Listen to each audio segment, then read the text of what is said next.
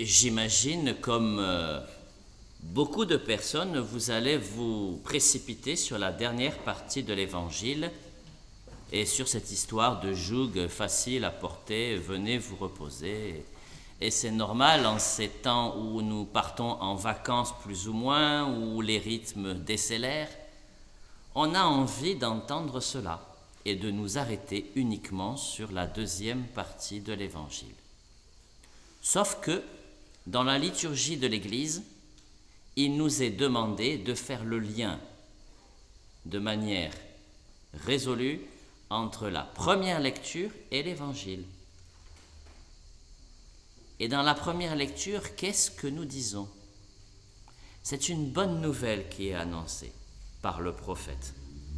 Après avoir présenté un certain nombre de visions, il annonce la venue d'un Messie dans la joie et l'exultation, éloignant les puissances guerrières, éloignant les armements, et c'est un roi juste et victorieux, monté sur un ânon, donc pas dans une Rolls-Royce, et qui vient annoncer la paix aux nations et qui aura son empire qui s'étendra très loin. Alors vous allez me dire, quand on entend ça, quel lien avec l'histoire du joug dans l'Évangile? Peut-être que il faut prendre l'ensemble de l'Évangile tel qu'il nous est présenté. On nous dit dans la première partie que Jésus rend grâce à Dieu, il exulte parce que le Père, son Père, a révélé la bonne nouvelle aux plus petits. Je proclame ta louange, ce que tu as caché aux sages et aux savants, tu l'as révélé aux tout petits. Non pas qu'il faut se retrouver tout petit pour pouvoir connaître Dieu, mais qu'il faut le faire de manière tout à fait naturelle. Et donc du coup, le faire en toute innocence, sans calcul, sans trop utiliser que son cerveau pour pouvoir le vivre. Comme je vous l'ai déjà dit plusieurs fois, connaître, c'est naître avec.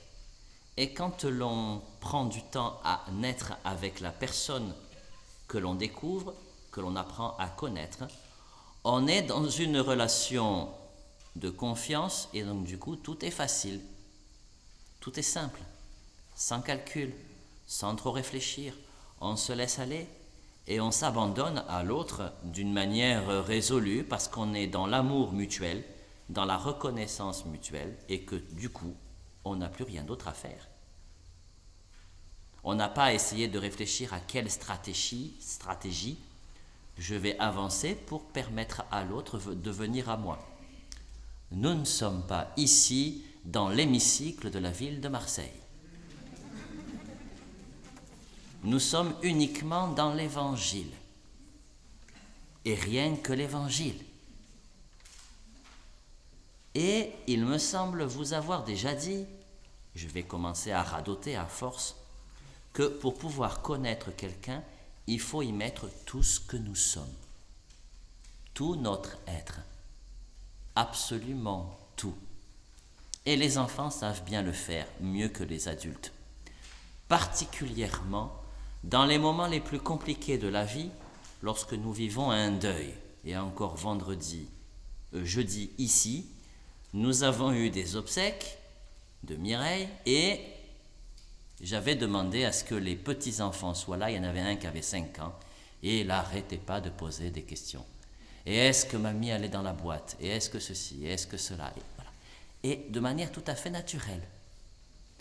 Et je suppose que, sans doute, par son innocence et par son jeu de questions, il a permis, sans doute, à ses parents de vivre mieux le deuil qu'il ne l'aurait fait s'il n'avait pas été présent. Je vous en conjure, entre parenthèses, lorsque vous avez des obsèques dans vos familles, n'interdisez pas aux enfants de venir, même les plus petits. Tous les responsables religieux de toutes les religions et les psychologues s'accordent sur cette même idée. Il faut qu'ils soient là. Tout le monde doit vivre le deuil en même temps. Et nous pouvons rendre grâce à Dieu de leur présence qui nous aide et qui est indispensable. Du coup, cette histoire de joug, c'est quoi? Jésus vient de présenter à ses disciples un certain nombre de choses qui leur permettent de le suivre lui, d'indications, de petites réglementations, de façon de vivre, de façon d'être. Mais si on le connaît de manière naturelle, on n'a pas besoin de nous forcer pour le faire. Pas comme ces pharisiens qui étaient là non seulement pour donner la loi, mais pour en rajouter. Ils en rajoutaient encore davantage. Et c'est ce que vient critiquer Jésus. Mon joug est facile à porter, mon fardeau léger. Ce qu'il propose, c'est tout simplement d'être nous-mêmes.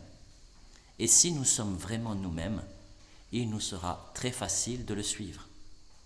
Très facile.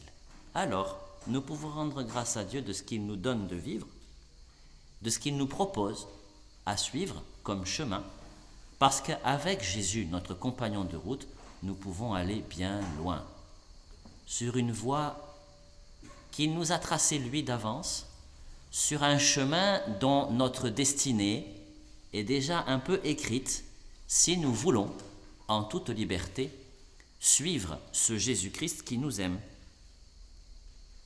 Alors vraiment, nous serons égaux à ce que décrit l'apôtre Saint Paul dans la deuxième lecture que nous venons d'entendre.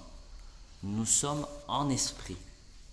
Nous sommes remplis de cette vie en esprit qui nous permet de nous mouvoir, de nous dynamiser et de permettre au monde d'entrer peu à peu dans cette vie-là aussi.